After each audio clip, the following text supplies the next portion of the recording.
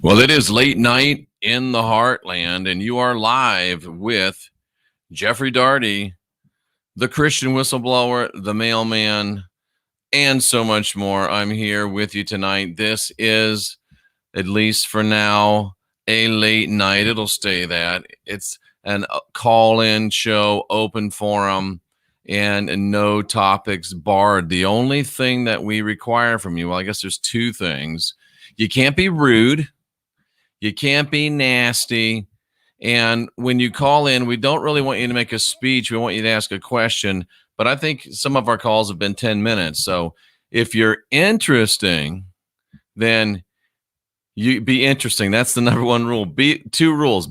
Number one, be polite. Number two, be interesting. It's just that simple, ladies and gentlemen. It really is. Tracy Dyer, thanks for supplying that line for me. And the best part of it is that it's true. We're going to be doing this at least Monday through Friday. It's scheduled from 11 p.m. Central to 1, but I have a feeling that it might be 11 a.m. Central to 1-ish. I'm zooming. I'm on day 15 of a great fast. The ketones are rocking. The ketones are rolling. Had a little dip today in energy, but I think I just got myself dehydrated, so I've been rehydrated. I think we're going to be good to go. So at least 11 until 1, and we'll see what goes on after this. I think the lady called in on one of our earlier call-in shows, and she said that she was almost suicidal, feeling terrible. And it was the fact that I was putting together this good news for a change every day and posting on the website. It's the thing that got her through. And whether that's true or not, I think she got herself through, but I had slacked off on it, but now I know the importance of it. So we're going to go ahead and start each late night in the Heartland with a little bit of good news for a change. How does that sound? Well, we're going to go ahead and go to some good news for a change, and we'll look at some of the good news that's going on. And there's good news every single day, and we just don't know about it. This is jeffreydaugherty.com. And if you go to jeffreydaugherty.com, all you need to do to get to the good news is click right there on good news. And I compile this for you every day. And in a world characterized by doom and gloom, worst case scenario predictions and manifestation, comes an almost daily, it should be every day, review of good news. It's our hope that it'll help you inspire and fuel a real change in your life and attitude. Things are going to be better than you've imagined sooner than you realize. And then, of course, they're compiled for you by me, Jeffrey Daugherty. So let's go to October 5, and let's look at some of the good news. And this is good news for a change because you don't hear much good news. Here we go. Breaking: President Trump debunks the mainstream media narrative by visiting supporters outside the hospital. Of course, he's already gone home now. But the president emerged from Walter Reed National Military Medical Center, greeted supporters outside his motorcade. And of course, the narrative had been that he was terrible, he was sick, he was going to die, despite the breathless reports from the establishment media that his health situation was dire. The president looked healthy and he looked happy as he waved to hundreds of his supporters who've been gathering outside of Walter Reed Hospital for the last 3 days. The post-millennials Barrett Wilson was on the scene and captured some footage of the president waving to well-wishers. Let's see if we can make this show up for you.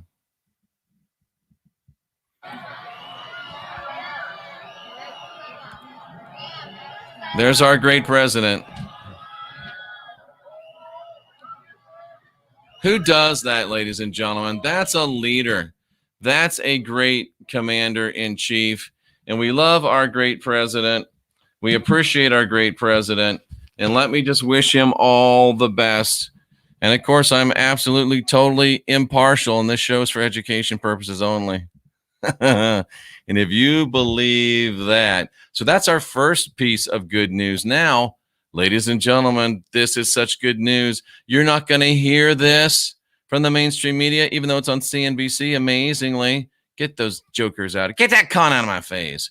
The Dow, which is the stock market, it has jumped 465 points. with Trump set to leave the hospital. Stimulus hopes adds to rally. So think about this, ladies and gentlemen. When Donald Trump, our great president, is in the hospital, the stock market is sad and it goes down and people lose money. And it's not good. But when our great president is out and he's at the White House, the stock market goes up. What does that tell you about our great president? He's a great president. We need him. The U.S. stocks climbed on Monday after President Trump said he'll be discharged from the hospital Monday evening, and he was, easing concerns about more political uncertainty ahead of Election Day. Investors grow hopeful that lawmakers will reach a compromise on a new stimulus deal. The Dow Jones Industrial Average climbed 465.83 points, or 1.7%. Do you understand? That means a lot of real money for a lot of real people. Ladies and gentlemen, this is good news for a change. We may not do all of these, but this is just an example of what's here. And look at this, folks. President Trump pledges the biggest tax cut ever when he wins re-election in November. The biggest tax cut ever, and another one coming. Vote on November 3rd. If you want a massive tax increase, the biggest in the history of our country, and one that will shut our economy and jobs down, vote Democrat. Would you rather have a tax increase or a massive tax cut? It's up to you. And here's a great quote. I'm voting for Donald Trump. My father is a union worker and has his 401k tripled under President Trump. That's amazing. USA voter, thank you. And remember that the stock market is getting ready to break its all-time high. Next year will be the best year ever. Does Donald Trump listen to Jeffrey Daugherty? Who says that next year is going to be the best year in American history? This guy. Is the president listening to Jeffrey Daugherty? I don't know. Maybe somebody that listens to Jeffrey Daugherty talks to the president. I don't know. If you want a massive tax increase, or vote for Joe. If you want a massive tax cut, vote for President Trump. And again, folks, you think that it's the worst times ever in our country. You look at some of these other idiots on other channels, and they want to tell you that the dollar is crashing, the economy's in ruin. Horror. It's terrible. It's going to be awful. And the reality is, in the background that never gets told, but it gets told here because this is good news for a change. September, this is October, September's last month, ladies and gentlemen. In the midst of the Dosum West, in the midst of crazy Nancy and Shifty Schiff shutting down our businesses, in the midst of all these people shutting down our businesses and keeping us locked in our homes, and yet in September, the job numbers are the best since the Ronald Reagan era. Dudes, that's the 80s. We've never created more jobs since Ronald Reagan was in the White House last month. That is amazing. And look at this line.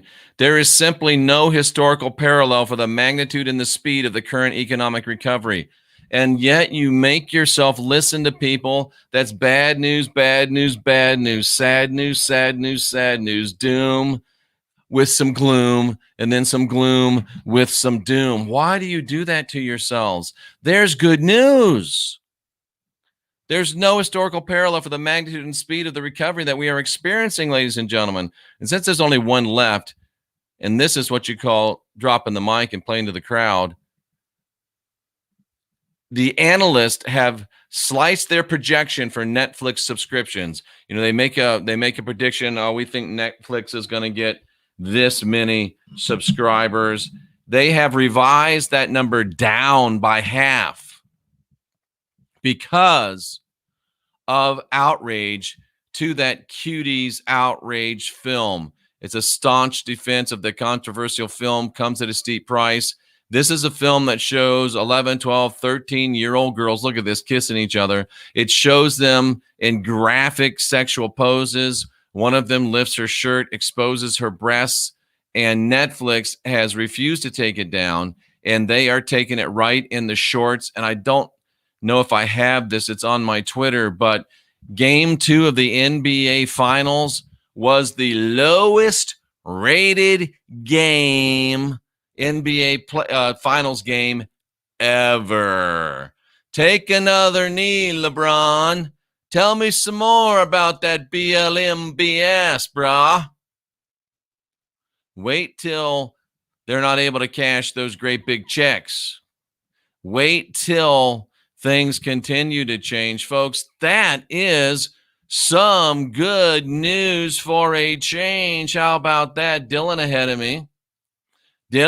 of me, and it's absolutely 100% right. So now, ladies and gentlemen, now that I'm through that, we will continue to talk, and we will continue to hit on some topics, but this is a late night open forum call-in show, and you can call in and speak to me live. Please turn down the background noise so that I can hear you. I'm going to fast Gary till I get under 190 pounds.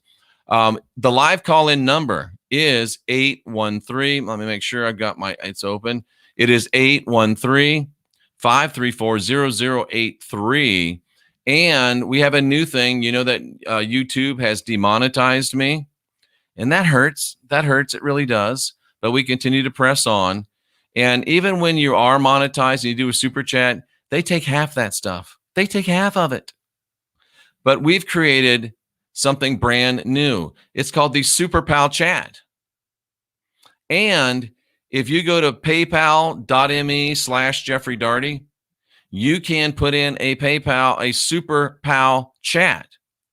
And your Super Pal Chat helps this brother out, and it will ensure that your comment does get mentioned. And I think you can put a little note on there. And if you want me to talk about something, then I will talk about it. So that's the Super Pal Chat.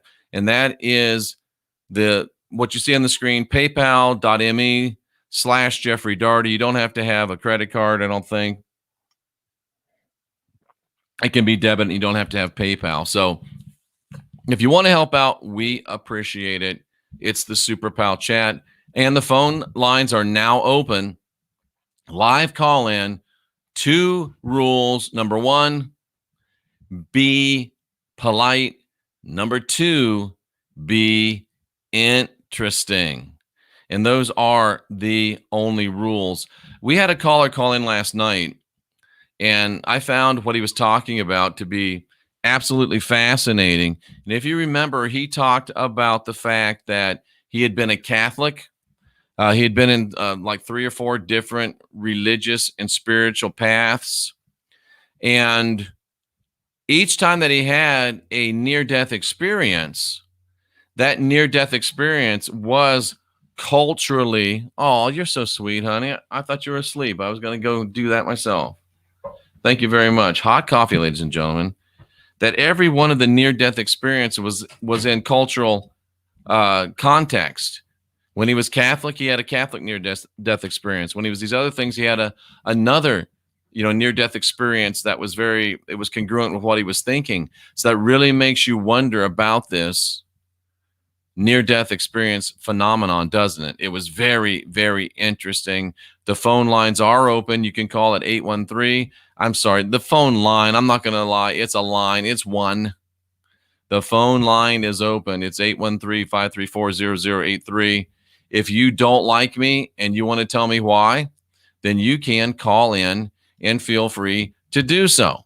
If you do like me and you want to tell me why, you can do that as well. And if you have a question or if you have a comment, don't be shy. The chat room is jam-packed and rocking and rolling. And let's go ahead and get into some of these questions that are in the chat room. Let's see. Gospel Ranger said, did I miss the show on Bros that was there at 2 p.m.? No, but I decided that showing somebody telling the same lies over and over again wasn't necessary. And here is our very first call. It is late night in the Heartland, and you're live with Jeffrey Daugherty. Jeffrey, how are you, sir? Again, I have never been better. It's the best year of my life. Sometimes I feel guilty, but I get over it. Hey, I really digging the outfit tonight. That's you're looking pretty sharp. Well, I didn't have any white shirts clean. I just ordered some more. So I had this eggplant colored shirt. And of the jackets that I have, the reality is that this is the only one that would match. So, a jacket a day helps keep Jeff from being a dull boy. But thank you for that. I kind of like it. It's a little different. And, this show's a little different. We want to show respect to you by not just wearing a T-shirt. But, man, we like to mix it up and have a little fun, too. And, of course, comedy is an element in every podcast that we do. What's on your mind, my friend? And thanks again. Oh, yeah. Well, I guess I don't want to talk about politics. Sure, that's the best thing to talk about. I'm sorry. We love talking about politics and religion. There's nothing nothing that you can't talk about. Yeah, well, this is Tracy from Ohio, and what you haven't talked about in quite a while is when we ascend up out of here. You had talked at one point about going to the fourth dimension and getting up into the fifth dimension. Are you still on? Do you have anything to discuss about that, or where are you at with that? Well, that's a great question. And, we do move quick here, and my mind is it's very orderly, but it moves really, really fast. So sometimes I don't finish things, and I've got these books on my desk because I have to be reminded. Caesar's Messiah, I haven't gone back there yet. The International Jew, I haven't gone back there yet. What's the one with Napoleon Hill and the devil, Outwitting the Devil, haven't gone back there yet. So I have to be reminded. So I do continue to certainly ask that and certainly think about it. I'm trying to get out of broadcaster mode and just be a guy talking to a guy. The big thing to me now is not so much to figure out where we go or what we do, but to make sure that when I do come to the end of this life, that I am divine, sovereign, and free, and that I can make my own decision of where I want to go. And I think if we are divine, sovereign, and free, if we have unindoctrinated ourselves, and I'll welcome your comment on this, it makes perfect sense that when that time comes, we will know. And if we are divine, sovereign, and free, my thinking currently is that when you get to that end of this life, that's really, it's one thing to be divine, sovereign, and free in theory and to do it here. But when you get to that place of transition from whatever this life is to whatever the next will be, that's your first chance of being divine, sovereign, and free on a cosmic level or in the cosmic realm. So I think some people do go into the fourth dimension if we're talking about what's right above us. Because, Jeff, how do we see spirits? How do we have people talk to us? How do we have interactions? How do these things feed off of us? I think that most of the time it's people like us going through that fourth dimension up to another dimension, and the things that are still attached to us that aren't able to go to that higher dimension fall off into the fourth dimension or the astral, and they're supposed to just rot and refertilize that realm, but they retain enough sentience that they can latch on to somebody that's reaching out with some sort of a unbalanced energetic essence and home in on it and continue to have some life from that. I also, the data seems to show that in that fourth dimension, there are some, I want to say incorporeal, but it's really the easy way to think about it is disembodied thetans.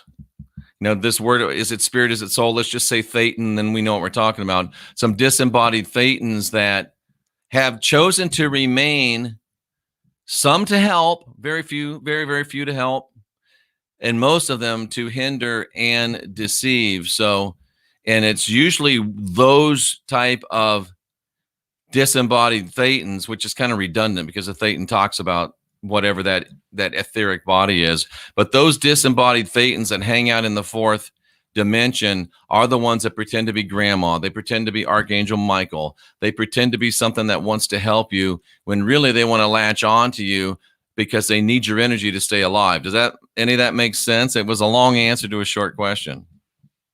Yeah, and I think that you talk about being sovereign, divine, sovereign, and free, and you said basically that we can go do whatever we choose to. I agree. And if we choose to remain in this realm for any period of time, do you think that too is within the realm of possibilities to move about? Well, if you're really divine and you're really sovereign and you're really free, that means that you can go where you want to and do what you want to do.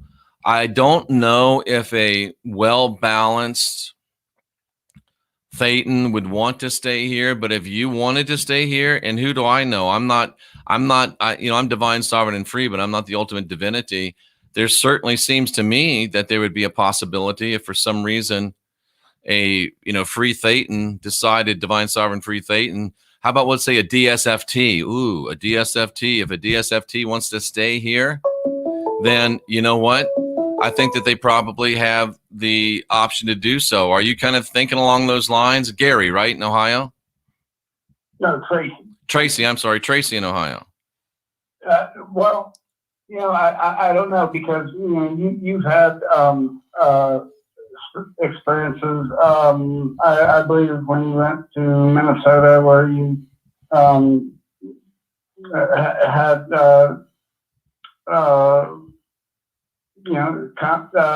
contacts with spirits, and, right?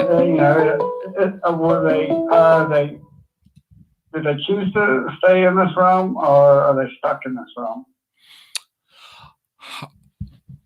Boy, that's a great question, Tracy. That's a great question. And I think the answer is yes and no. It's possible that some could choose to stay.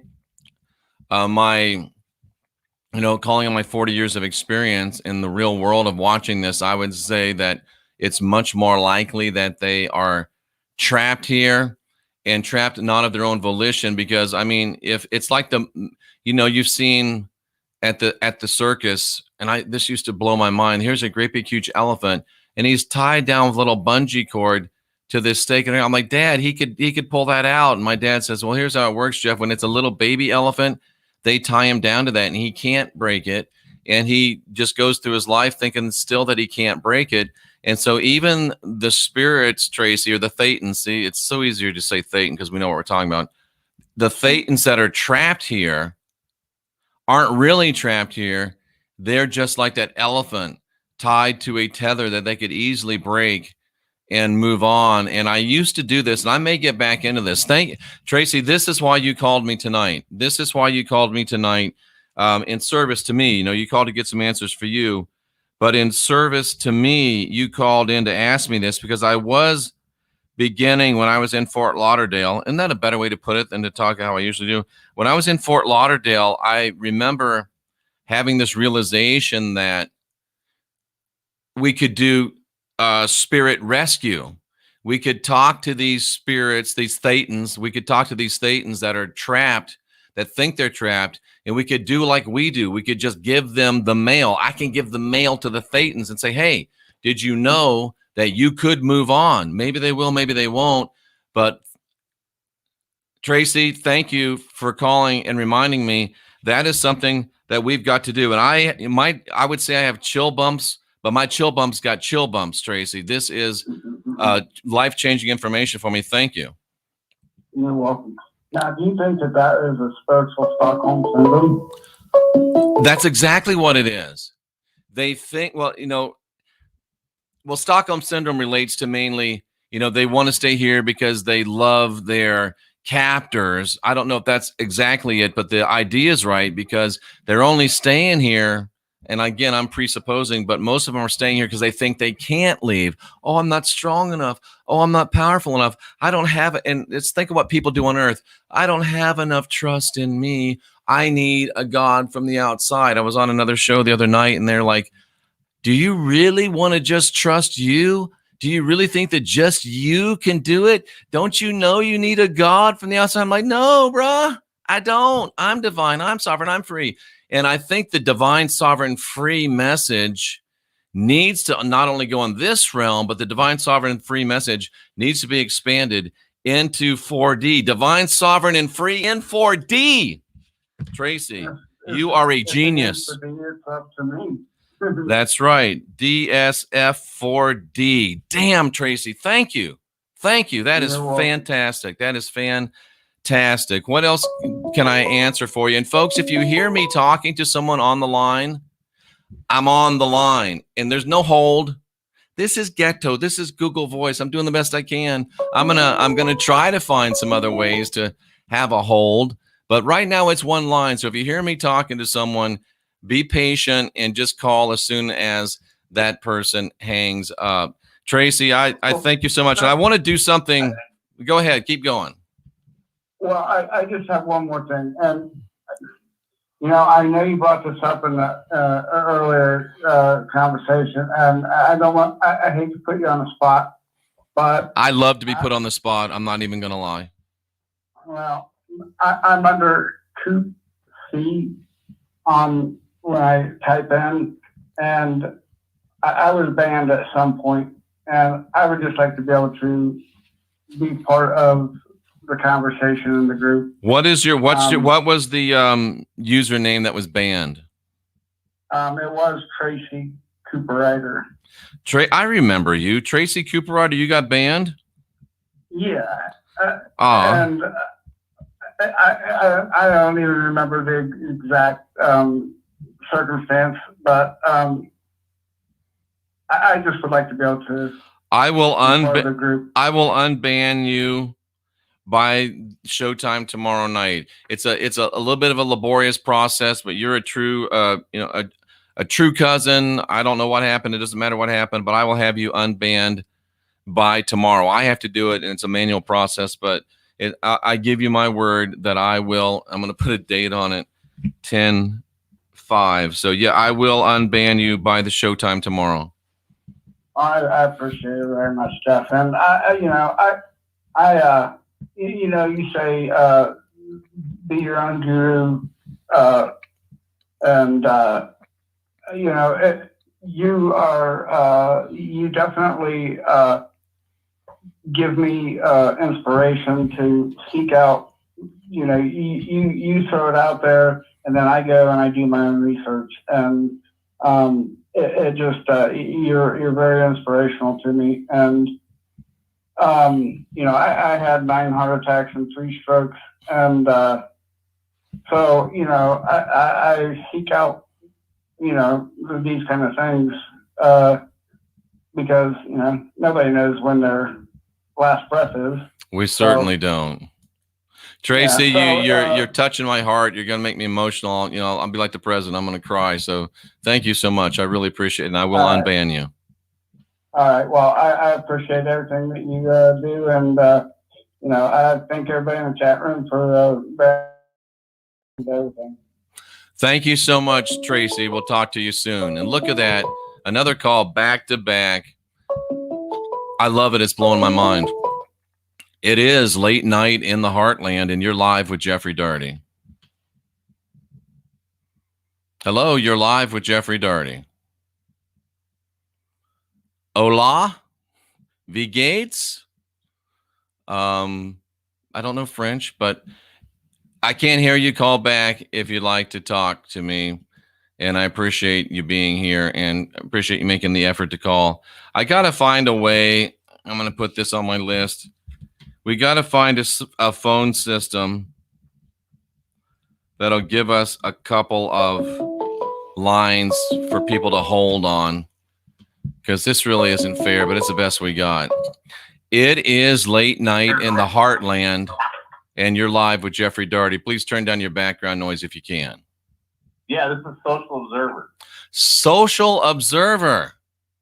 How's it going, man? I know you well. It's a pleasure to talk to you. This is the best part of this show, is getting to at least put voices to the names that I see in the chat room. And, it's like now you're a real guy, and it can just be a guy talking to a guy. Thank you for calling in. And I'm really touched and appreciative that you've been around for so long listening to my ramblings. What's on your mind tonight? Oh, man, I love you, Jeff. I love you too, man. This is Not in a broke back way, but, just like in a bro way. Yeah, exactly. I have a buddy of mine who's he's a zealot, right? A zealot. Because he's always trying to explain to me why I have to believe in the Bible and all this shit. And I'm like, well, look, you got to understand, the Bible could be, a true history. Like, it could be history. Could be. But it's also riddled with propaganda. And he doesn't understand that aspect when I tell him that.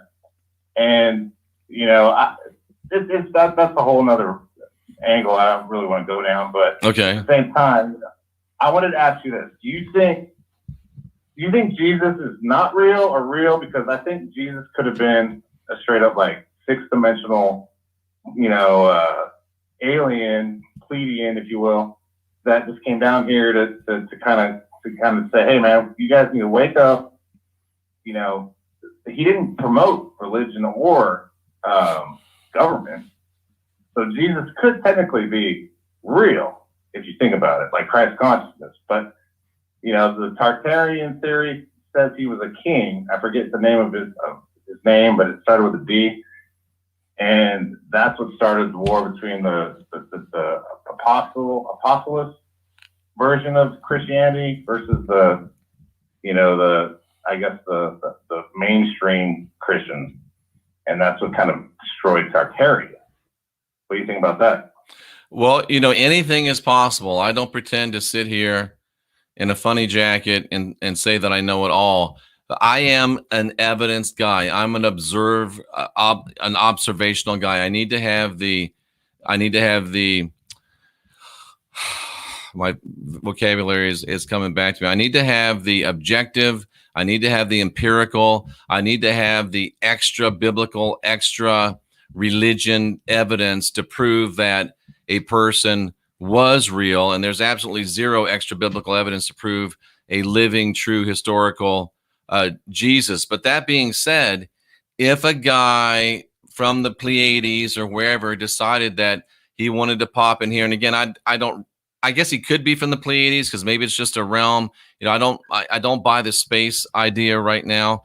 But if some being from the Pleiades or somewhere else decided to pop in here and give some spiritual encouragement, he probably wouldn't have left a historical trail. But but then again, man, if he had come in from the Pleiades and popped in, I mean, that was the most literate society in the history of man per capita.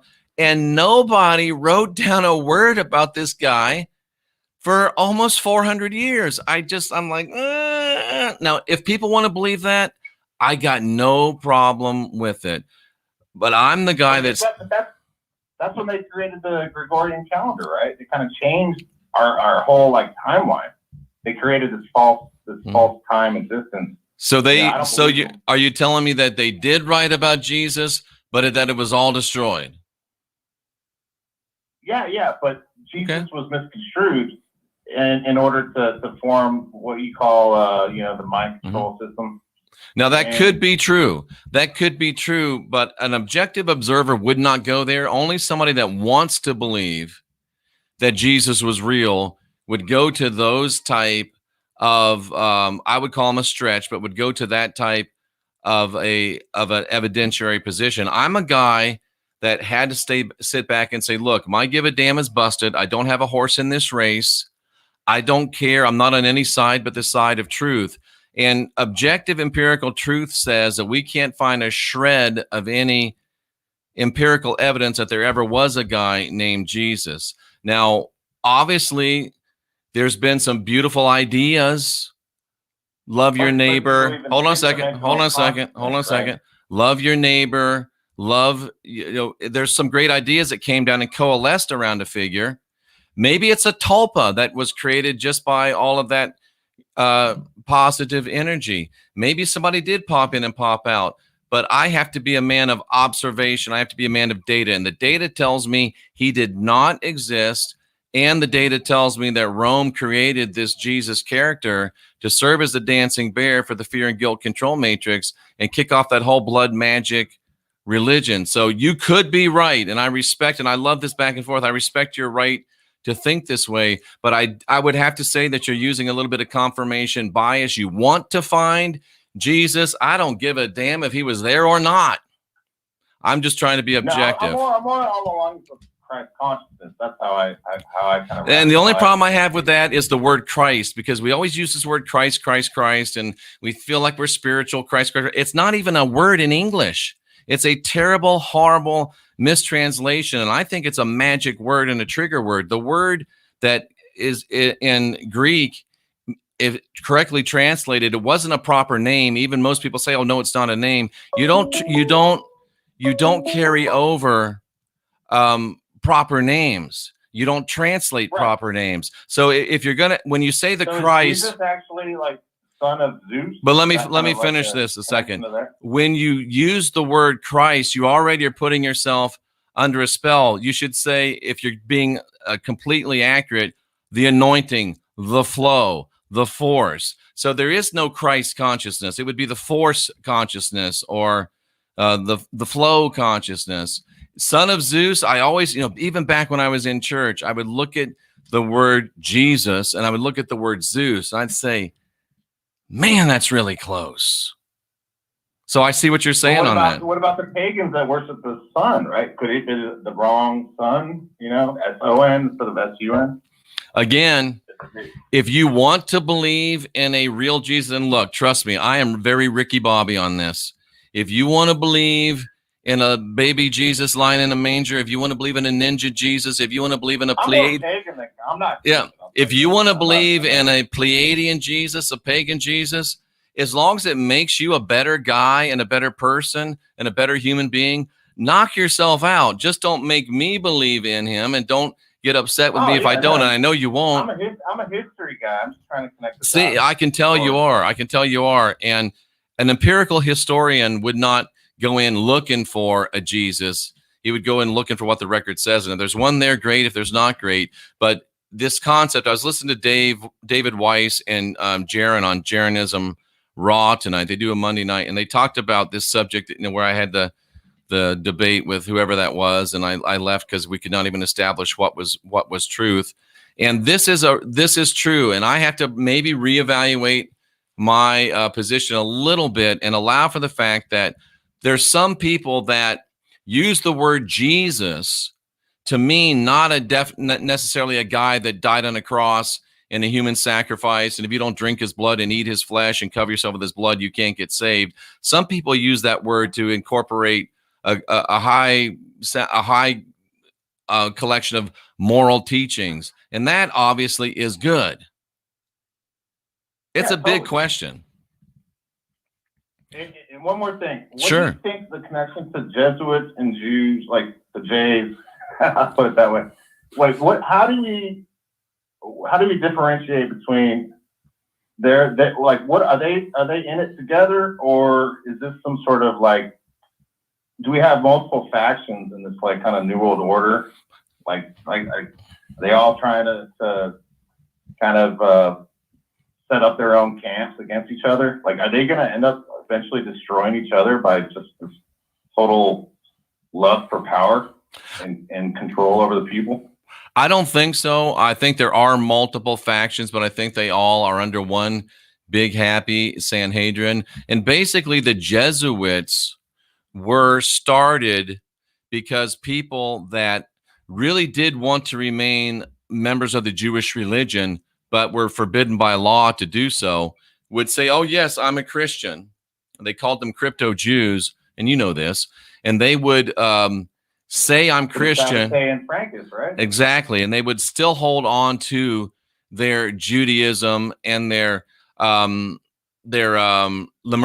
Kabbalistic ways as well. And they would hold on to that. And really what Jesuit is just so the crypto Jews can be part of Roman Catholicism, to be working and creating this whole fear and guilt control matrix. I don't think that the factions would go to war with each other. I think that they're a little bit smarter than we are. And like our great president says, I don't like the Democrats. They're nasty, but they stick together. And we don't like the cabal, but the cabal is very heavy-handed, top down. And the factions within the cabal are going to stick together because they know if they don't, there's no way they're going to defeat us divine sovereign free beings. They're not going to do it anyway. But think how long they've been here and think how long they've held this thing together. And it's only with a unity that they've been able to do so. Oh man, that's beautiful. Yeah, I always thought that the CIA was created by like a Jesuit sort of system that had good intentions at first. So, like I say, the road to hell is paved with good intentions, right? Right. And the CIA, the predecessor was the OSS. And, as you ask me this, I know for sure, without being able to prove anything right now, I know for sure that there are Jesuit connections in the formation of the CIA and the OSS. And I'm going to look at the symbolism. Yep, I'm going to get on the stick and I'm going to begin to research that. And I think that we will find that there are indeed connections. And again, folks, if you hear me talking to someone, you can't call because I can't answer. There's only one line. It's like pretend, men, you're standing at a urinal. If there's one guy there, don't drop your schlong out and start going because there's no place to go. I really appreciate your call. I mean, these first two calls have been amazing. I'll let you get back to it, Jeff. Hey, I appreciate the time. Just keep doing what you're doing, brother. I appreciate it so much. Thank you for calling. All right. Bye-bye. Bye-bye. Dude, that was a great call. Deep, deep stuff. Great, great thoughts. I've never been in a woman's bathroom. Well, I have, but I don't know what the analogy would be for the woman. I guess if the stall door is still closed, don't try to go in. I don't know what the analogy would be, but really there's just one line. And if I'm talking to somebody like right now, I'm not talking to anybody. You can call. The call-in number is 813-534-0083. It's 813-534-0083. Don't forget the SuperPal chat. If you are so inclined, Tracy Dyer in the chat room, the one, the only, Tracy Dyer, the Oracle, ladies and gentlemen. She says that the CIA has Vatican connection. I know it does. I'm just going to find it. Kiki Lefacey Ipira Baba. She says, look at the floors. He says, whoever, look at the floors. Masons controlling fish heads built their structures. Very good. Tracy again says that it mentions Jesuits. So, yeah. Is George Soros a limb? Absolutely. Of course he is.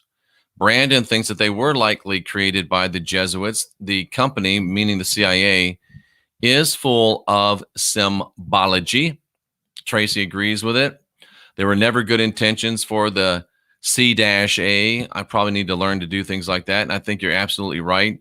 The OSS never had any good intentions. And yeah, they're colluding together to manifest their reality. And the worst part of that, Brandon, is that not only are they colluding together to manifest their reality, but they're hijacking our intention to manifest the reality. That's what prophecy is all about. Get you to buy into their end game and to believe it, and it's the word of God, and it's got to be true, and you're actually manifesting the things that you're against. Nobody that calls themselves a Christian wants a one world order. Nobody that calls themselves as a Christian wants a one world government. Nobody that calls himself a Christian wants there to be one world religion. Look at Revelation. What happens when the New Jerusalem comes down? One world religion, new world order, one world government. Yeah, but it's our guy. Come on, folks. You're smarter than that.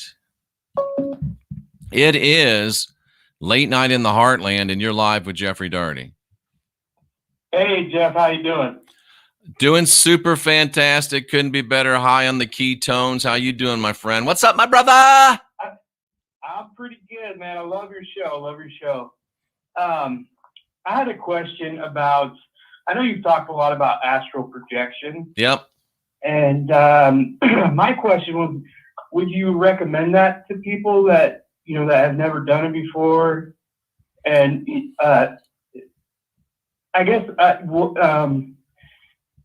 is there any dangers involved in it and things of that nature? I'm going to give you a very real world answer based on 20 years of experience in this realm.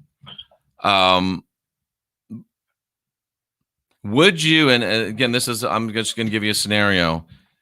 Would you willingly go into a zone of space and time that is, let's put it on a regular analogy. Would you willingly jump into a ocean cove that was full of great white sharks and you have no cage, you have no protection, and there's been a shortage of seals and they're hungry? Would you jump in there and swim to the bottom just for fun? Me, I wouldn't. And the astral realm, what we call the astral realm, is not a friendly place. It is a very, very dangerous place. And when you go up there, you stick out like, you look like a seal jumping into a swirl of great white sharks in the analogy. The only reason I ever go there is, again, if we're talking about the divine sovereign free 4D, if I'm going there to rescue thetans, if I'm going there to deal with something that needs to be dealt with, that's the only reason I would ever go. And I think that probably answers your question. Oh yeah, it did, definitely. I was just curious because I know that you had said you'd done it a lot, and that, and before you had said, if you don't know what's gonna happen when you die if you go, So I guess my question, yeah, that answers my question. Thank you. Yeah, and I was unwise and went there many times, just exploratory. And the funniest thing is that Rooney would follow me, but Rooney was a great big, looked just like himself, but he was a great big it's like a saber-toothed tiger-looking beast. It was the most interesting thing. But yeah, it is. I only go there if I'm on a mission. And, I cloak myself. Bro, let me tell you the truth. Cloaks are only to get you through the zone to the place you need to be. Then you uncloak, you do your duty, and you cloak back up and you go back down. Cloaks and shields are not long-term, and anyone that teaches you that they are doesn't have a real practical experience in the use of them, and even worse, in the breaking down of them. Right. Makes sense? Yeah, it makes sense. Yeah. I had another question for you. What is your opinion about the coming food shortages around the world? I don't think there'll be any. Oh, you don't think there'll be any? Nope. When I say that the world is going to be better than you've ever imagined sooner than you would even believe, I mean that. Right. All right. Cool. Well, I really love your show. It's been, an inspiration. So, yeah, thank you. Keep doing what you're doing, man. Thank you so much for calling. You honor me by doing it. I really appreciate it. All right. Thanks, Jeff. Take care. Bye-bye. We're zooming in on 1 hour. We are going to stop at 1 a.m. It's 11 till 1 late night in the Heartland. Open forum, open lines. The number is 813-534-0083. Call at your leisure. Talk about whatever you want. Just be polite and be interesting. Let's see. Don't use that stuff. Tracy agrees. To be in the astral realm, you need to master your will or you'll be distracted. I would agree with that, Alfonso. And Jeff, why don't you use like DMT? Because we'll get back to that. We'll get back to that. Pardon me. It is late night in the Heartland, and you're live with Jeffrey Daugherty. Well, amazing. Hi, it's Shauna. Shauna, nice to hear you. Thank you for calling. I really appreciate you taking time to do so. What's on your mind, Shauna? Many things. Okay, so I know we're not talking about their clothes anymore, but we need to. If you want to talk, this is open lines, open forum. You can talk about anything that you want as long as you're polite, and you very much are, and as long as you're interesting. And for whatever reason, people find this interesting. So please have at it. All right, about 3 years ago, I had many dreams, and Derek said, "Oh, yes, Shauna, I can guide you through these dreams." He messed up much in my family. Shauna, why do you think, a lot of people say, "Oh, Jeff, you just do these shows because you don't like him, and you just do these shows because you're jealous of him." Listen, I lose subscribers when I do these shows. Cynthia doesn't like it when I do these shows. But the reason why, and I really think, Sean, I've done my last one, but the reason why I do them is because I know how dangerous he is. I know that he's trying to recraft the narrative of fiasco in the desert and make it look like it was a success. And I know he's hurting good people just like you. And if people choose to go out to his new thing and to put themselves under his care and his guidance, they ought to at least be able to say, well, he looks good. He's got those twinkly eyes. He sounds really good. But there's this other guy that's been there and done that with him, and he says, maybe I should think this through. Shauna, all I'm trying to do is let people think it through, because I will tell you this without any fear of contradiction.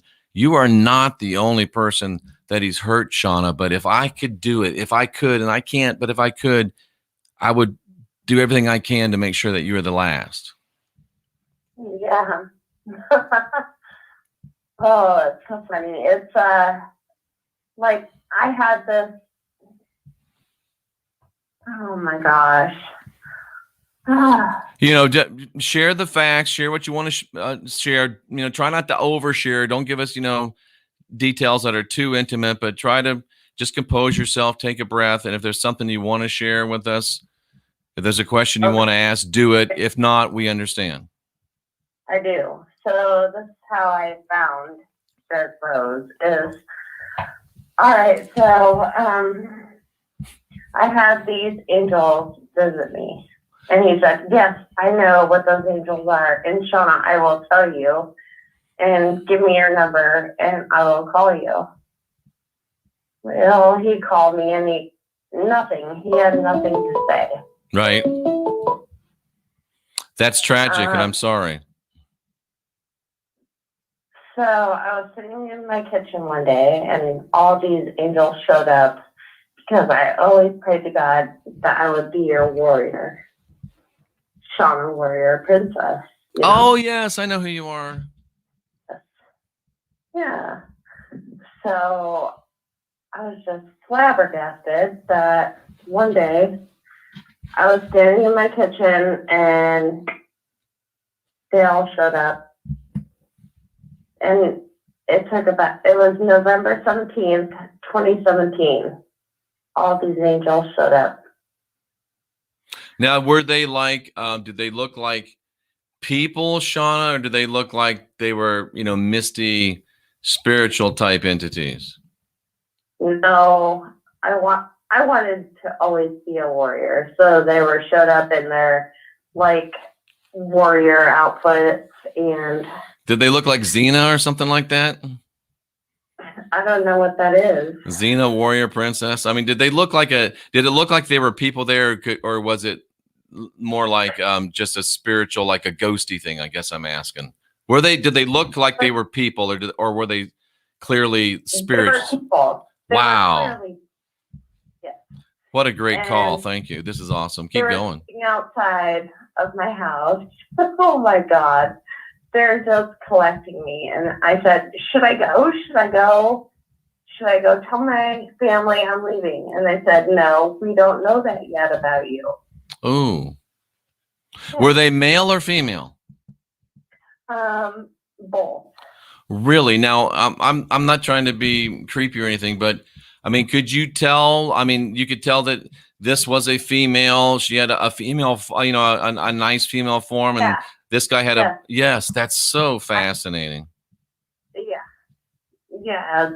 There was nothing to, yeah, Shauna, did they have wings?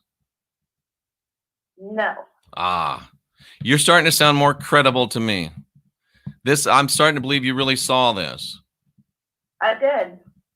That's fascinating. This is what Late Night in the Heartland is all about, ladies and gentlemen. Shauna, you are the star of Late Night Heartland. Please keep going on. Yeah, so I was standing in my kitchen and I was so tired. And I thought, could I go to sleep? Could I not go to sleep? And I just stood there standing up. And then, boom, it all started happening.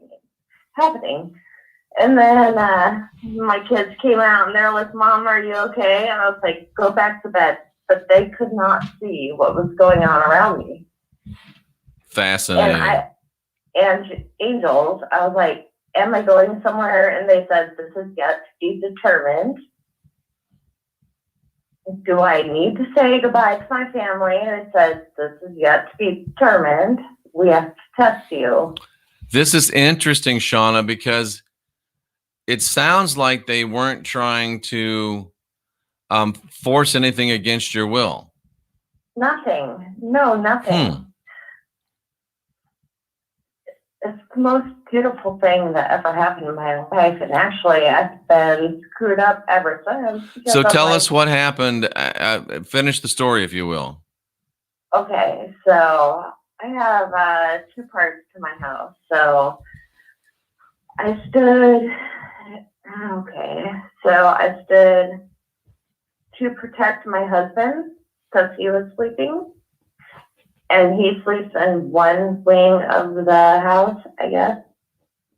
And then my other kids, they sleep over on the other side. And I was like, I'm protecting them both. So I stood in between. And wow, that's a very sound military decision. You may have some warrior spirit in you for real. I am. Yeah. Yeah, so anyways, they talked to me about, God, it was fucking crazy. Sorry about my mouth. Hey, this is Late Night in the Heartland. Any fucking body that wants to say fuck can fucking do it. Yeah, so I was standing there and I was protecting my position, and they just said, we don't know if you're worthy. And I said, should I say goodbye to my people? Should I say goodbye to my kids? Am I going somewhere? And they said, we don't know yet. Boom. And was that it? No, that's not it. Okay. You asked me. I'm excited. Keep going. If you got some more, this is a fascinating story. This is better than TV. Yeah, I guess it is, but we don't know yet. And they said, what is your belief? And I said, all I know is Jesus Christ is my belief. And I know him, and I know him through and through. And I will go wherever he goes. And they said, do you believe that? And I said, yes, I know with every ounce and fiber in my body. That is where I'm going. So if you want to take me there, I will go.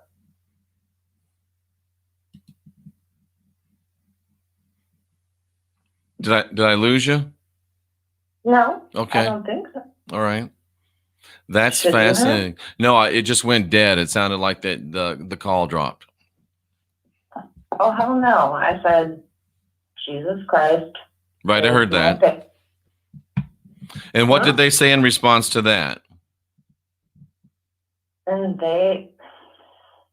nothing. They sat me down on the couch and they taught me to breathe. Taught you to breathe. Yes. Wow. This is amazing. It was amazing. And then did they take off after that? I don't I don't really know. I don't know that they ever really left me. Yep. I mean, That's some good stuff. That's some good stuff. How do you It feel is. about this experience today? what? How do you feel about this experience today with this time to think about it and ruminate on it? Well, all I know is that happened 3 years ago, and also I had more Morgellons, Mm-hmm. and they cured me. Yep. Wow. This is Yeah. fascinating. It really is fascinating. And there was 3 of them. Oh, many of them. Oh, okay, many of them. Many of them. I mean, there was a few in my house, and then I looked outside, and they were all sitting outside on my table, and there was an army. Had an army.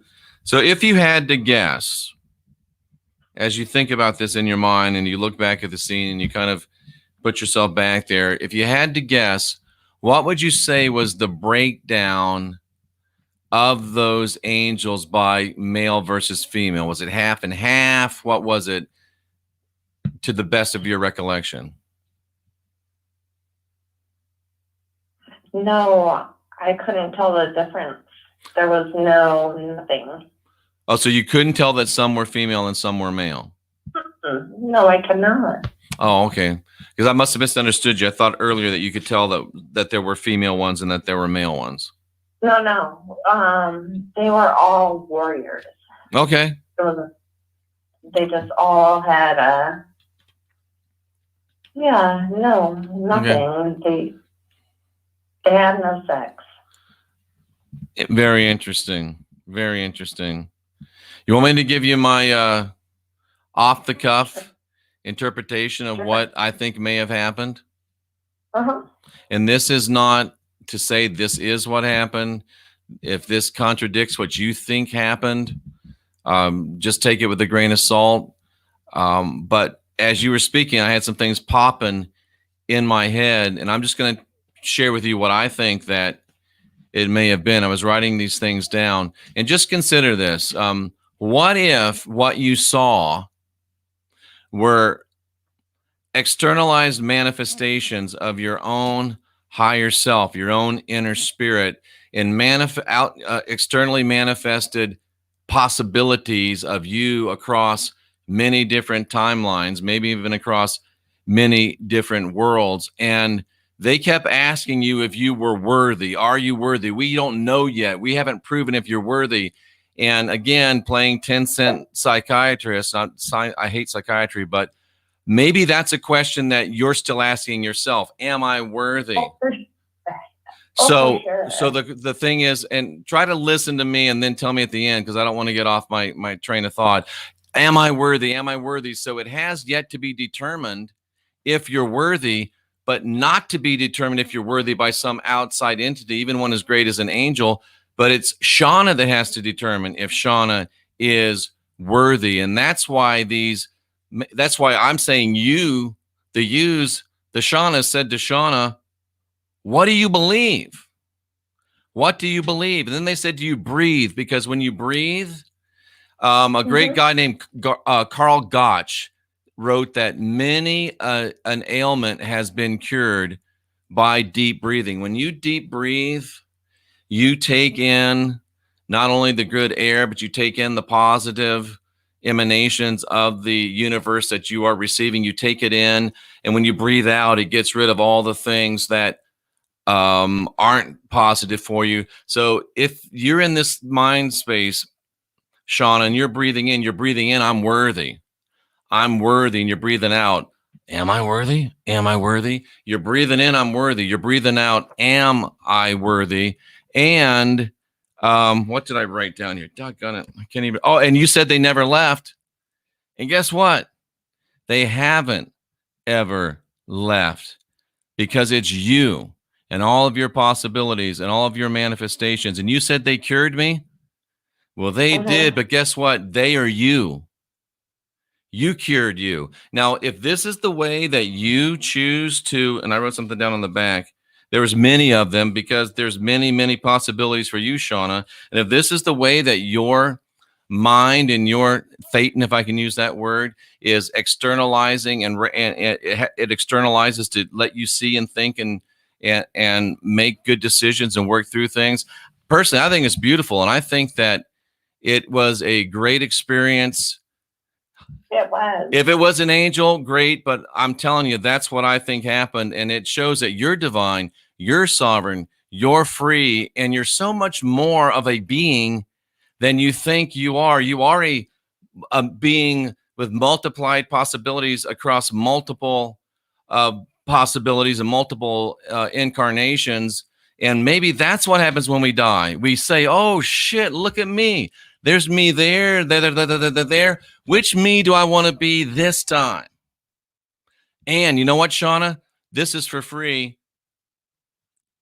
You can call on all those Shaunas at any time you need to give you some help. You don't need no bros. You don't need no Daugherty. You don't need no guru. You can guide your own spirit, master your own ascension. All you need is Shauna. When you got to cry out, don't cry out for Jesus, cry out, Shauna!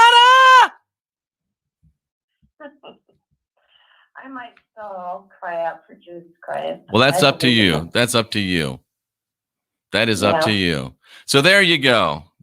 That was fun. Well, you, Jeff. That was a beautiful conversation. I appreciate you. It was a beautiful conversation, and we really appreciate you. Can I let you go and answer this other one?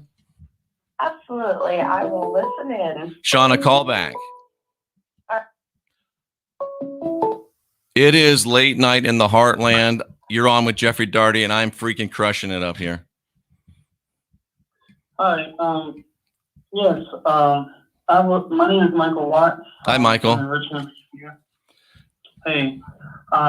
Yeah, I had a quick question. For a long time, I was an atheist. I consider myself an atheist. I questioned God. I remember telling my wife, like, how can you argue with science? Well, come to find out, my dad put me on the flat Earth, and I was convinced pretty much the first night. And long story short, I got into what my family was, Southern Baptist. I became a Baptist, and I did get baptized. However, I learned that religion and the whole Jesus story is a bunch of poppycock. And I was wondering if I was going to serve any karmic penalty for one, I guess, originally being an atheist. I was supposed so for that. But being deceived by the Jesus story, the narrative, and religion altogether, I was just wondering what your thoughts were on that.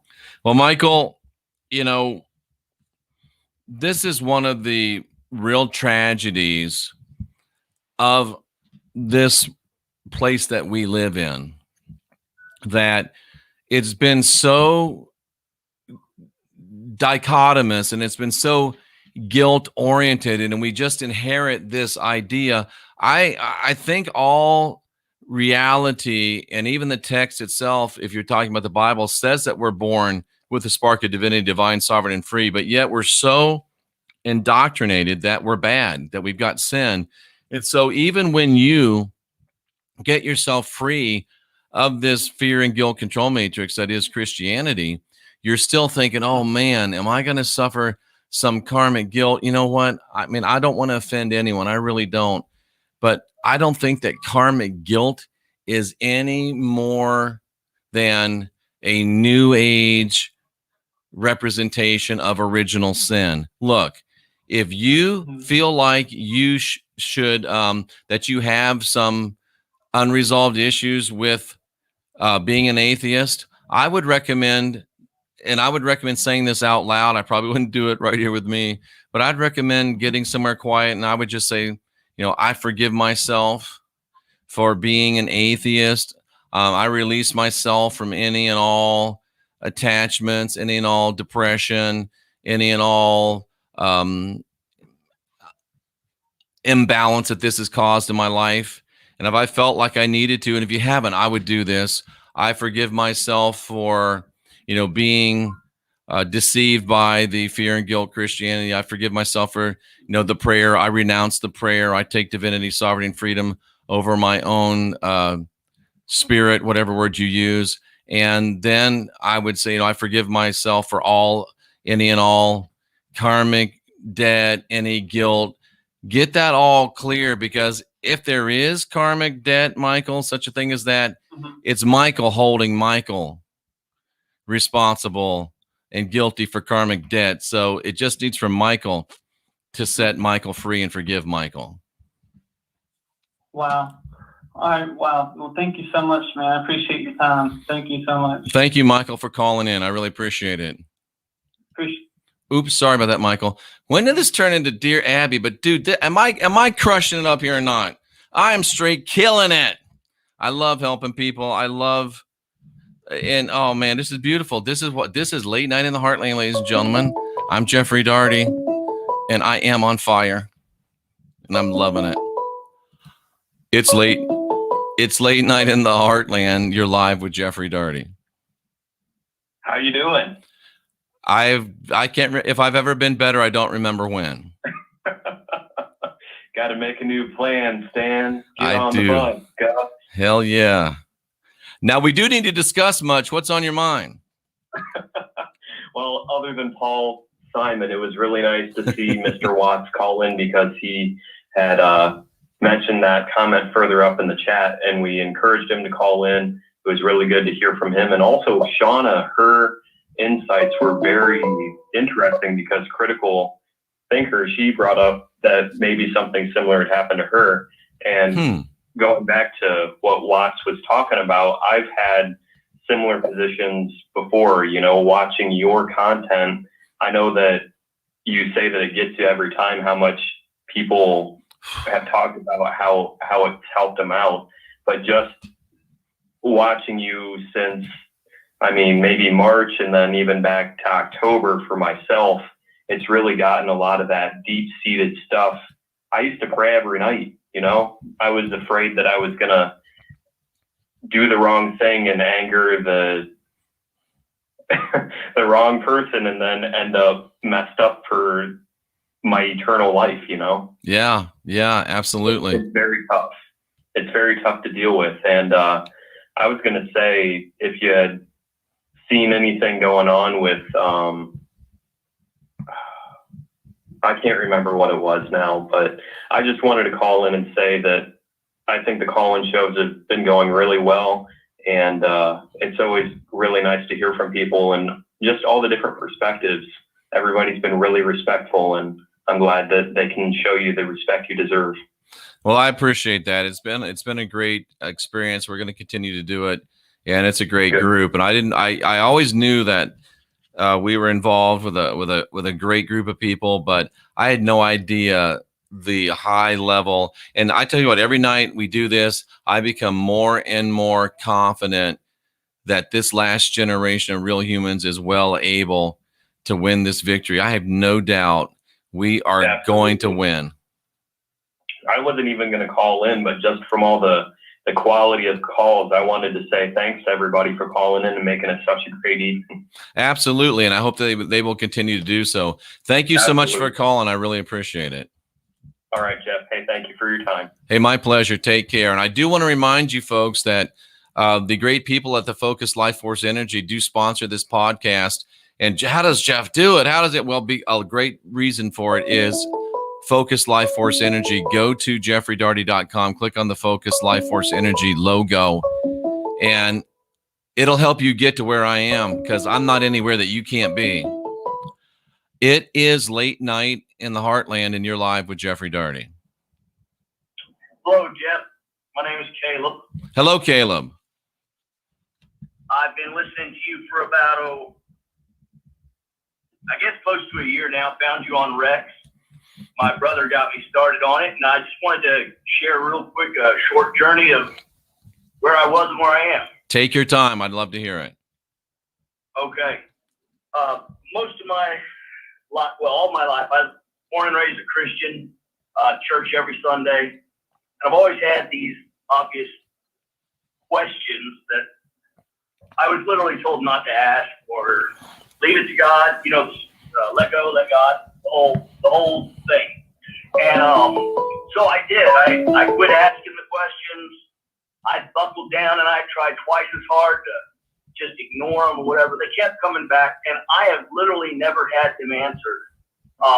Back to the stuff you were talking about on a podcast just Sunday, I believe, about Moses, and then you were talking about how they killed everybody, but they saved the virgins and something else. Anyway, all those scenarios, I could never reconcile that in my mind. All I want to say really is you really helped my life, just being able to break free from the whole fear and guilt control matrix, as you call it, which is, I think, spot on. Years ago, I started saying religion is pretty much the worst thing that ever happened to mankind. No doubt about it. I just wanted to say thank you. Caleb, I really appreciate that. And always remember that I might be a guy that gives you something, gives you a little pat on the head when you need it, a little namaste nudge maybe if you need it, but you're the one that gets it done. I'm working on it. You got this, my brother. Thank you so much for calling, Caleb. I appreciate it very much. I appreciate your time. Thank you. Have a good evening. Bye-bye. You're the one that gets it done. It just comes, ladies and gentlemen. I don't know what it is. It just comes to me. This is the stuff I used to get in trouble with in school, but it just comes to me. And it's so good to be able to be in a position to give some encouragement. Isn't this better than talking about how a freaking asteroid's going to come and destroy the earth and President Trump's the Antichrist and they're going to be chopping heads on the mark of the beast? And oh God, isn't this better? Is this a way to make a better world, or is their way the way to make a better world? I'm just trying to help a brother. I'm just trying to help a sister. I'm just trying to get the last generation of real humans to realize they're divine, they're sovereign, they're free. You don't need to be like me. You don't got to believe like me. But man, realize who you are. Realize what you are. And I'm sorry if there's any children listening, and I'm sorry if you're offended by language. But ladies and gentlemen, you got to look in the mirror and realize you are a bad motherfucker. Remember Pulp Fiction? You are that guy. You are that girl. Not only are you divine and you're sovereign and you're free, but you got everything you need right within you. Why do you think I say be your own guru? Because you're the only guru you need. Why do you think I say guide your own spirit? You're the only guide you need. Why do I say master your own ascension? You're the only master you need. And you're the master of disaster, baby. It is late night in the Heartland, and you are live with Jeffrey Daugherty. Am I live? You are live, my friend. What's up with you? You called. I'm glad to listen. Hey, Jeff, I was just wondering, I just got into not too long ago. I heard you on Alex Stein the other night, but I've been following you kind of for that. But I was just wondering, do you ever talk about like all the ancient structures and stuff? Like I haven't watched any of your older videos, like on the planet or not planet, but plane. Yes. What do you think they really came from? Do you think there was a civilization here beforehand that's just been lost, or what's your view on it? Well, obviously, those things are there, and I'm kind of a one-trick pony. I'm not very versatile. I kind of do one thing, so I don't, I don't know much about the ancient structures. I'm fascinated by them. I don't know much about, the megaliths. I've seen the pyramids when I was in the service. I'd love to go down to, Machu Picchu and see that kind of stuff. And it's obvious to me that there were, we like to think sometimes that we are the highest expression of human civilization ever. I don't think we are. I think that there were some people back in the day, maybe in some other places, maybe in some other times, that knew way more than we do. And yeah, that's exactly what I think too. Yeah. Yeah. And I mean, the way that, this, I'm preaching to the choir, so to speak, but the way these things are built, we couldn't even build them today with all the technology that we have. So And that gives me hope that, you know, there's this old saying in sales that if one man can do it, another one can do it. And this gives me hope because when I think about those great structures and those great civilizations, I'm pretty sure they put their togas on 1 foot at a time, just like we put our pants on 1 foot at a time. And what they did, we can do. Right. So it inspires me. Yeah, it's crazy how we've gotten to this. What do they call our architecture we build these days? Like I forget what they call it. I don't know. Like the way we build structures all square and all this. Yeah. But I got to back believe then that people built round stuff before. Yeah, it was so beautiful in the way they constructed their architecture. And like, I mean, there's all these conspiracies around that, like with the whole mud flood thing and all that. But it is crazy to look back and see how sophisticated they were and how beautiful everything was. And now everything's just, and it's hard to ignore it. And it's hard to believe that anyone else can just ignore that. And you know, it doesn't have to be way back in ancient times because Cynthia, she likes to look at real estate. And even as back as far as, you know, a couple hundred years, we looked at this house and it had this, this banister, you know, on the staircase that was hand carved and it was beautiful. And Cynthia calls up several craftsmen and say, hey, can you make this for me? Can you reproduce this? They're like, there is no way that we could possibly make that. So it doesn't have to be all the way back to Machu Picchu. Go back 200 years here and there was abilities that we don't even have. Did the timeline shift? Did we get hit on the head with a rock?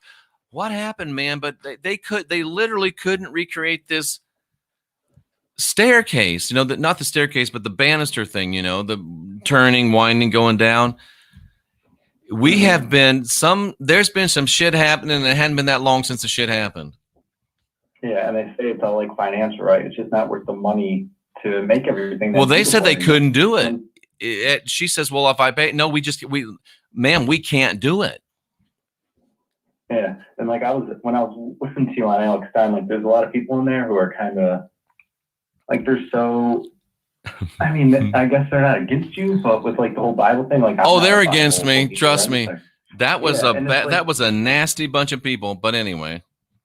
Yeah. It's like, I'm not religious at all. Like, but I feel like it's like those kinds of people, I don't want to say those kinds of people, but it's just like, I'm at the sense where like, I don't want to believe anything that's been written down, you know, it's been written down by. Exactly. So who am I following exactly? It's like, I want to find that power within me and see what I can find, you know, internally. If I was born in the middle of nowhere, what would I believe? Exactly. And let me just clarify, I really appreciate Alex. We really hit it off. I think we're going to do Alex is awesome. Yeah. Some more work together. And the thing that those people were so mean to me, so nasty to me. I'm so surprised that the flat earth realm seems to be dominated by Christian bigots. But I got to understand that at one time I was a Christian bigot. I would have been those guys and girls in that chat room. 40 years ago, 30 years ago, 25 years ago, I would have been doing that same thing to a guy like me in that chat room. So I got to try to check myself and say, you know, serenity now, and realize that I was that person, and at least they're there. And a lot of that is manifested fear, like, oh shit, this guy just said some shit that I'm going to be thinking about at night that I can't get out of my head, and I am scared to death. Yeah, it's like my mom is she watches Jimmy Swaggart like every night. Like she's into that. I know you said you used to work with him, right? I did. Yeah, and she watches him every night, and I'm not even going to go against it with her. Like, she believes that it works for her. That's fine. Like, I feel like that's what this world's supposed to be. Is she watching the preaching, or is she watching like a study in the Word? No, she's watching his live like every night. I gotcha. Yeah. Well, thank you, ladies and gentlemen. I'm so happy that you're here. watching this old pea-picking evangelist, and I don't know much, but there's some things I know, and one of them is that on a hill far away, ladies and gentlemen, there stood an old rugged cross. I want to tell you that it was. Anyway. And it's like those core beliefs are great. Like it's fine, but it's like if anything, if that God in that book is true, then he should be able to forgive me for wanting to go outside of that and try to figure out what's actually going on, you know? Yep. I mean, that's what I feel. I'm reading Age of Reason by Thomas Paine, and he said one of the most profound things I've ever read. He said that he believes there's a creator. He believed there's a creator. And how in the world could the majesty of a creator be contained within the pages of any book? There is no book that is the word of God. Creation is the word of God. And if anybody should realize that, it's people that know that we're not living on a spinning ball. Exactly. It's a book written by man. Exactly. And so there might be truths in there, and they could be very, very deep, and you could take them very personally, but there's so many things that are internal that you can't really put in a book. I mean, I don't know, it's hard to put into words. It is, but I understand exactly what you say. I understand exactly what you're saying. Have you ever done any like hallucinogens? Did you ever get into that topic? No, and I'll tell you why I haven't done any hallucinogens, because this goes back to the Scientology thing and Dianetics thing that Alex and I were talking a little bit about last night. When you have an analytical mind and you have a reactive mind, you would call that, some people, it's the reptilian mind, it's the fight or flight mind. And when you put your analytical mind either on pause or on hold or in neutral, then this what I call the reactive mind, or the reptilian brain, is in charge. And the reptilian brain is not that bright. It'll hear somebody say, oh, that guy's going to die. And it thinks, oh, shit, I'm going to die. So when you take your analytical mind offline, you open yourself up to what I call engrams that'll get in there, and it creates these things that will cause not only mental and intellectual difficulties, but it'll actually begin to manifest in psychosomatic illnesses. So that's why I haven't taken or partaken into the boy, at 12:28, it's hard to say that, hallucinogens. Yeah, I mean, I believe that. I mean, I guess you are letting things in, because there is some other realm that we don't know of that is in between, I think. Yeah. I would agree. Things like in my teenage years, and it showed me some stuff that like I can't unsee. So yes, absolutely. And I know there's a lot of people that have had a lot of profound experiences on it. And earmuffs, I know there's a lot of people that got fucked up on it too. Yeah, and I would never try. Well, I think I did try LSD once, but it wasn't good. But like salvia or that incense, they call it. Oh yeah, something beyond. I don't even know what that is. Like, it showed me something insane that I can't even speak it. Like, it's just so strange. And it happened 12 years ago, but I remember it like it was yesterday. Boy, that's a powerful situation. How long have you been listening to Alex? I think I started listening to him when Jeranism brought him on. Okay. Like at first I kind of couldn't stand him, but then I realized he might have had more balls than I did, and he'd go out there and yell at people, and I can't do that. You know? Yeah. Somebody, sorry, I didn't mean to cut you off, but Jeranism and Dave from Deep Inside the Rabbit Hole were doing their Monday night, Jeranism Raw, and they were talking about when Alex had me on his show, and they said that, Alex and Jeff were in disagreement. They did not agree on, on several things, but they said they agreed that they didn't, they disagreed, and then they agreed that they disagree. And then he said they ended up for the rest of the show acting like they were childhood friends. And it was just a bromance. And that's the way it should be. I'm not going to believe everything Alex Dean believes. Yeah, that's the way it should be. Like, absolutely. I remember you post something with like RV, and like you guys had a little disagreement, but you get together and it's fine. Like, that's how it always should be. You should always be able to have a disagreement with somebody and then come to the understanding of why someone believes something. Absolutely. And then just get along after that. It's like, there's no, what's the problem? Like, And, you know, I'm going to say that's the something I point of shouldn't life. say, and I can't remember the name, or else I'd say it. So I'm glad I can't remember the name. One of his mods, just a nasty bitch. And I know I shouldn't say that. But even after I said, yeah, RV and I had a, you know, we argued with each other, and then we talked, and she's like, nuh-uh, RV still hates your guts. What kind of a individual do you got to be to want to manifest that and to make you want to think that somebody hates somebody else so you can be happy? I don't get it. And they're in Alex's chat room. These are not your, you know, sometimes I'll be very frank with you, and I shouldn't say this either, but sometimes I know that the people in our chat rooms here represent the best of the best. And sometimes that scares the shit out of me. No, but that's exactly, it shows you where they are on their level, like on their spiritual level. If they're going to get angry and get upset with something, it should show you personally where they're at. And then you can kind of determine where you should go with them. Like, you just ignore that, right? Absolutely. Absolutely. Yeah. It's like, I don't know what the truth is. I don't think we ever will until we leave this plane or whatever we're on. We'll never know the truth until we go back to source or whatever it is. But I mean, the people searching for it, I mean, I guess those are the people they call in the Bible or whatever. I don't know. It's weird. Absolutely. You know, I really appreciate your call. Do you have anything else to share with us? No, I just want to call in and say appreciate what you're doing and kind of put a couple words in. And I'll let you take whatever other calls you got. I hope it won't be the last time I hear from you. Take care. Yeah, take it easy. You bet. Bye-bye. And C60 Purple Power not only saved Cliff High's life in his words, C60 Purple Power not only helped restore a person that's near and dear to Cynthia and I from the devastating, debilitating effects of a stroke. It allows your cells to be from the mitochondrial level up, empowered. Go to jeffreydaugherty.com, click on that logo, get a nice discount. It is late night in the Heartland, and you're live with Jeffrey Daugherty.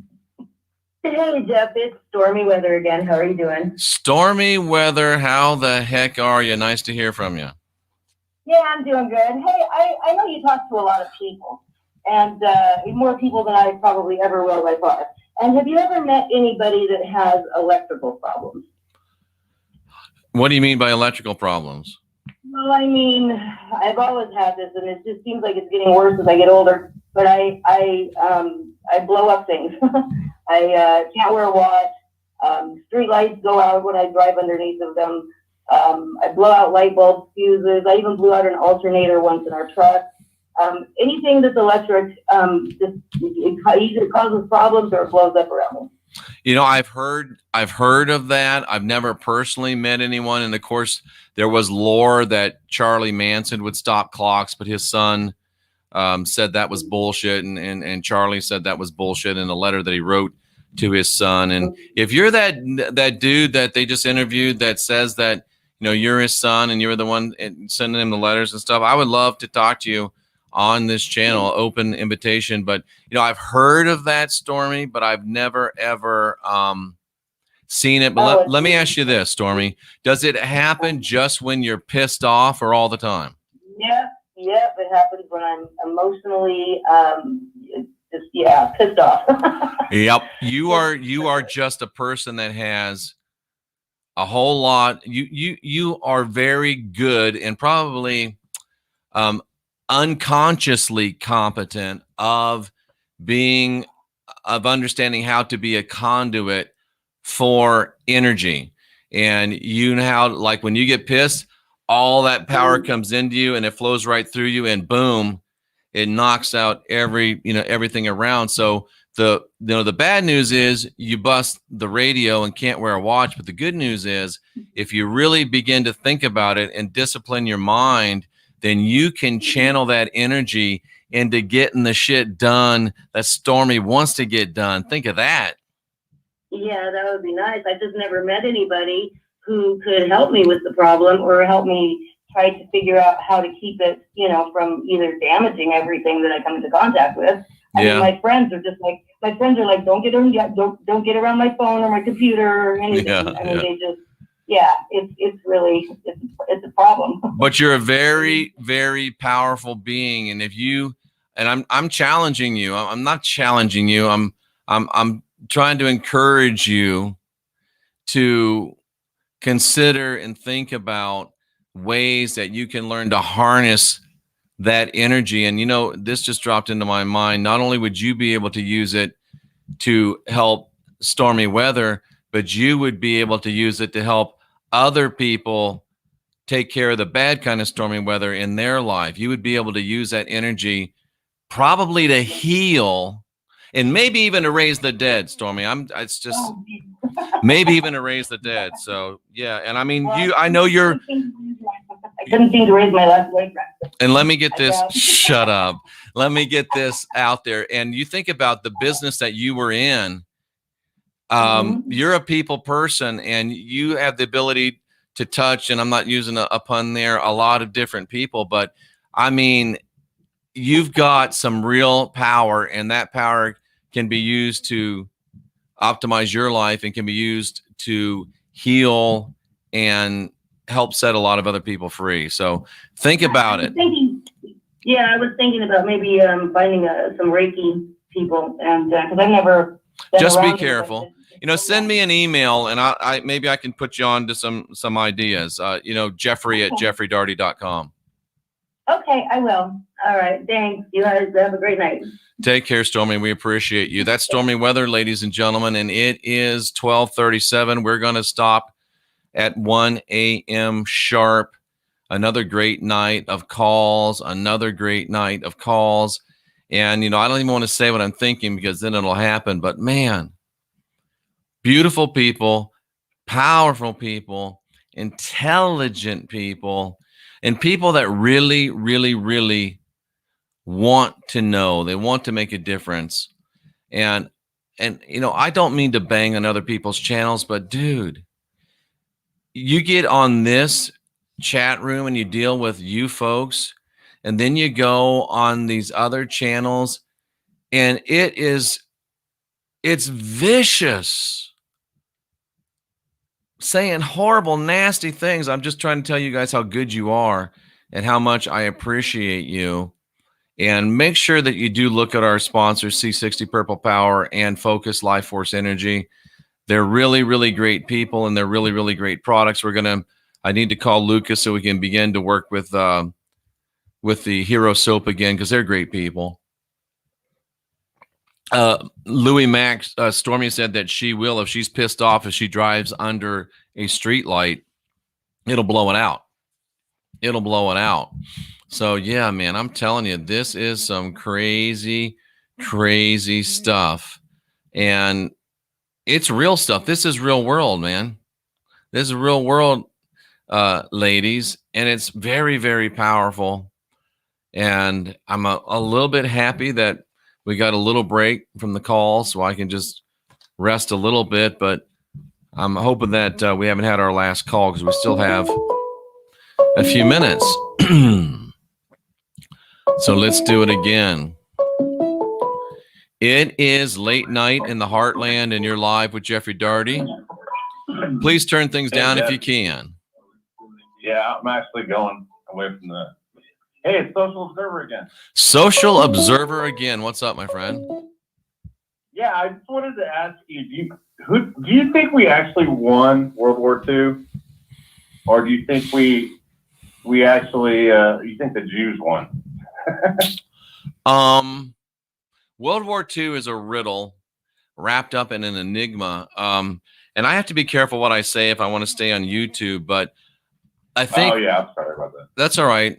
I think, you know, I'm just pausing, you know, thinking of composing my answer. World War II, there was really two wars within World War II. World War II was started...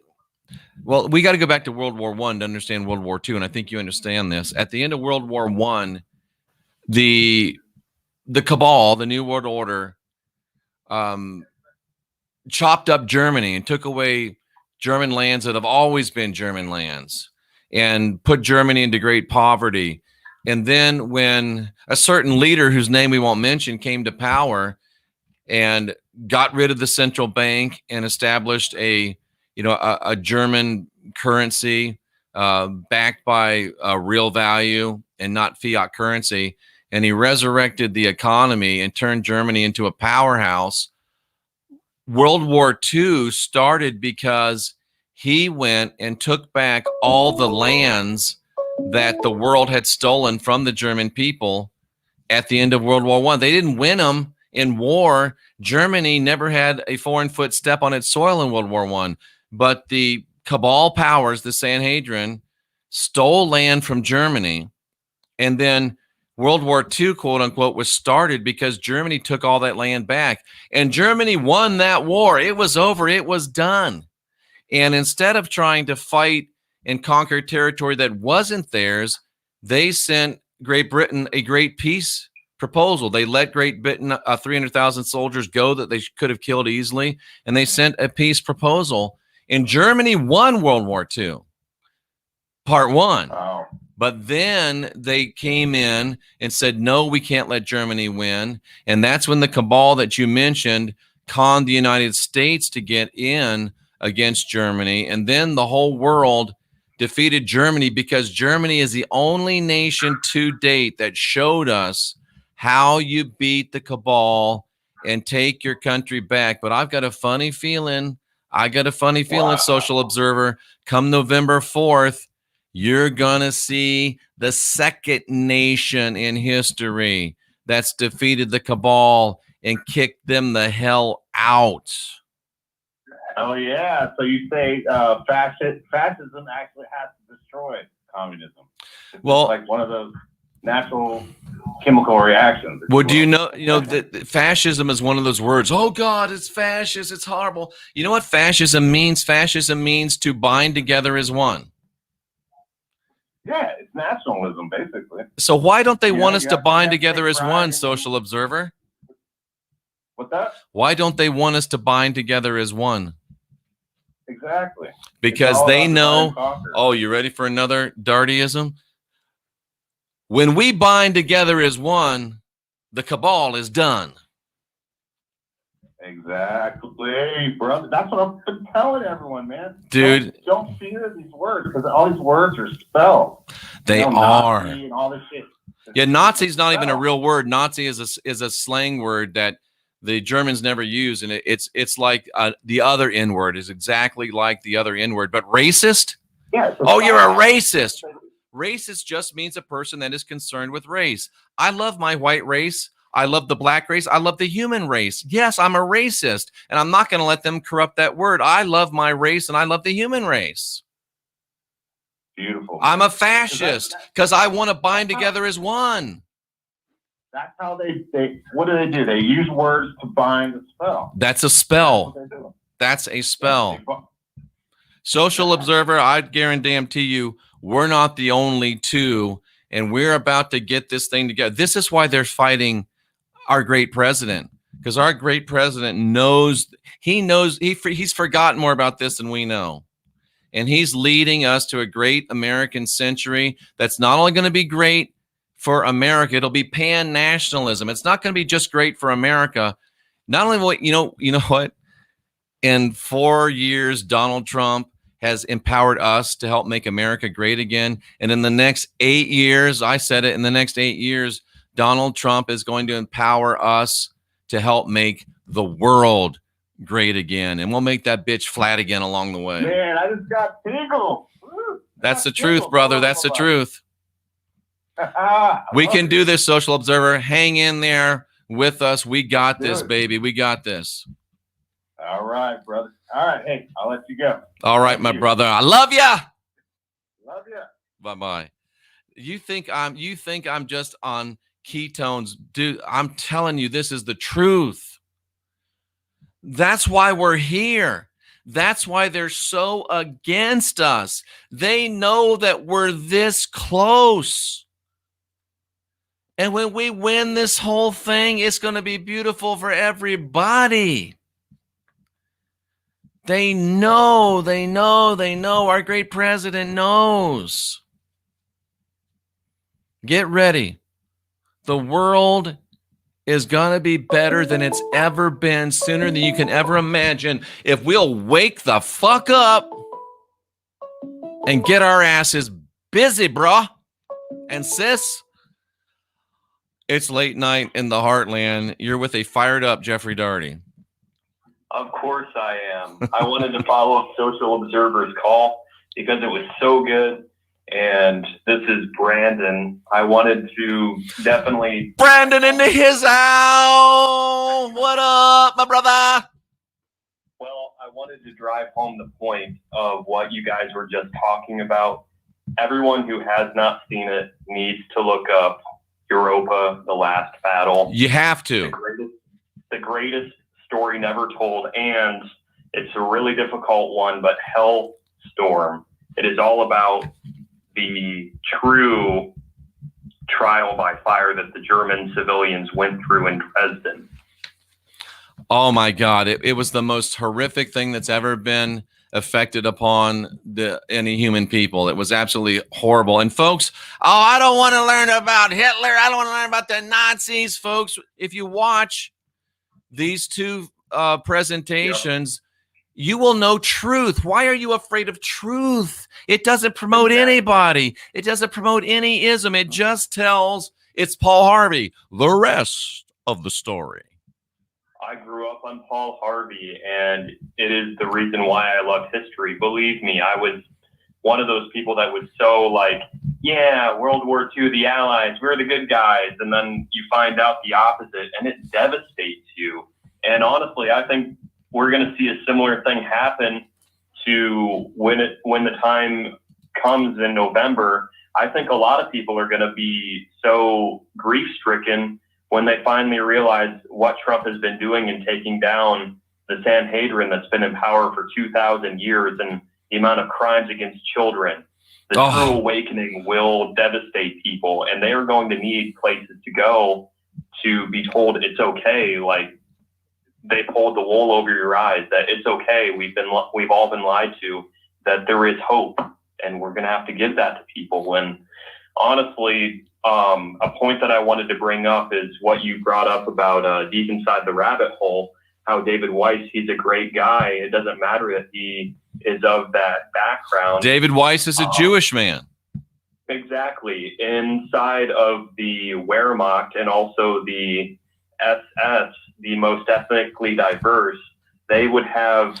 Brandon, make that point again about the dreaded black uniformed, red armband, jack boots, blouse pants. Tell us the ethnic makeup of that most horrid white supremacist organization ever. Tell us about the ethnic makeup of that group. And this is fact. Brandon, tell us. Absolute fact. The Wehrmacht was primarily the German army, but the SS, the special shock troops that were used in the blitzkriegs and the lightning strikes and whatnot, they were the most ethnically diverse, with over 100 different nations, I think, at last count, of volunteers. Including Jewish people.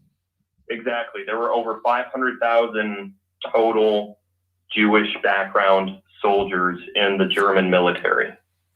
And in fact, the poster child, the ideal German soldier, he was a Jew. The photo of the young man that they used for propaganda posters and whatnot definitely was. Do you understand what that means, folks? It's just like here in America. We don't care if you're black, you're white, you're Hispanic, you're native. We don't care about any of that. Are you an American? And it was the same way in Germany after World War I, in the surge of national pride and restoration that brought them to the place where they said, you know what?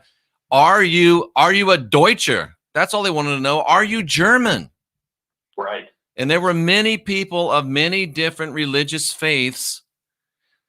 I'm not going to repeat what Brandon just said. And just that fact alone should shock the hell out of you. And the reason why you don't know that, and the reason why you can't be told that, is because when you realize that, you realize, number one, shit, we've been lied to. But number two, you realize if you can get, and this is why I differ with Pharaoh a little bit, but if that group of people then could get the Muslims and the Jews and the different ethnicities to join together within the AS, which I believe is the Schutzstaffen, when they allowed them to join together, those people were unstoppable. That was the most fierce, and it was the most noble fighting force. When the SS went in and took over a place, they didn't rape any women. They didn't kill any children. In fact, the women a lot of times fell in love with them. The same thing will happen in the United States of America when the young Pharaohs and the Brandons and the Alexes and all the, when we forget about for a minute if we're black, white, all of that, and remember that we are American. And when the white race becomes strong and the black race becomes strong and the Hispanic race becomes strong, red, yellow, black, and white, when all of us become strong, the human race becomes strong. And this is what we want, and this is what they're afraid of, because they know once we join together as one, then they are over and done. When race ceases to be an issue, that is when things will truly be great. Yep. Absolutely. Brandon, that's amazing. Time, as always. You bet, Brandon. Thanks a lot. And we're going to close the phone lines with that call. Holy moly. I don't know what a moly is, and I don't know if it can be holy, but wow, ladies and gentlemen, wow. It is late night in the Heartland, and this has been a true time of podcast excellence. Don't fight over the color of people's vehicles, says Tracy Dyer. Hoodwinked and bamboozled we have been, says Mark Bills. I don't think I've seen you before, Mark. If I'm just messing up, my apologies. Such great content in here. There was I've talked about this. Do you know there was tens of thousands of great black men that loved the Confederate States of America and the ideals of the Confederate States of America, great black rebels fighting in the Confederate Army, not because they were forced to. And the fact of the matter is, most of the time they weren't even getting paid. They were fighting for an ideal. And I'm so glad. I was a little worried. I see that we do have some trolls in the audience. Skills Carmite says I look like the owner of a 2060 car dealership. That's okay. I know that you can be overpowered by anyway. I know. I like it. It's fun. And if you haven't understood it yet, comedy is a very significant part of what we do here on the Christian Whistleblower channel. There's a lot of Southern blacks, Tracy says, who lives in the South, that still fly the Confederate flag. And there's some whites in Kansas that fly it too, baby. I'm not the only one we live in a gated community. It's a nice place. And the stars and bars, and that's not really the name of it, but the Confederate flag that we fly, it's not the only one in here. And this is Kansas. Biden up by 10 points. Are you kidding me?